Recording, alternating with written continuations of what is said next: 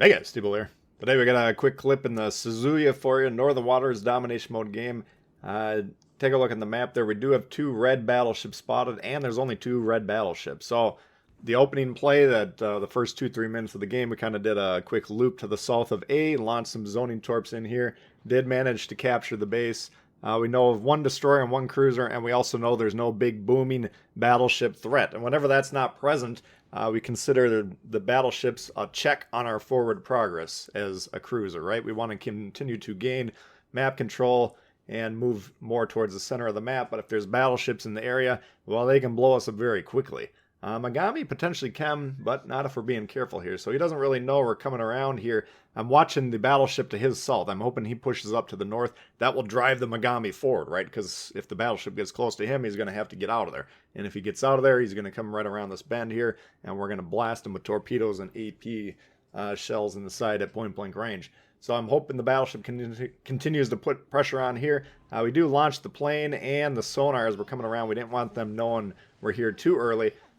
Tightly hugging the island with the torps there, assuming he's going to turn in, assuming he's going to break. He actually continues to swing out, so they almost miss him. We do get him with one torp at the end, but the guns take him out quickly there, and that's a vicious strike. We need to be turning in hard here. We got to always assume there's torpedoes launched, dying torpedoes. None present in this case, but by changing the direction we're going by about 180 degrees, generally we're going to dodge any torps that are aimed at the end. If someone assumes they're going down, they'll try and get you with a retaliatory strike. Alright, so A continues to be contested. We want to clear this up as quickly as possible. Now we got a pretty good handle on the game in terms of scoring, but the longer these guys are on the cap, the less points we're going to get from controlling the cap throughout the game. So we want to move in here quickly. Shore is a big threat to our destroyer. We want to make sure he doesn't have a chance to get in here. And then Akatsuki pushing in very aggressively. Now, the Suzuya, major threat to the Akatsuki point blank range. We got the HE loaded, and he's already taken some pretty decent damage. We whack him for about 2/3 of his health there, though, and the team piling on. Alright, so he doesn't last long here. We still got the shores.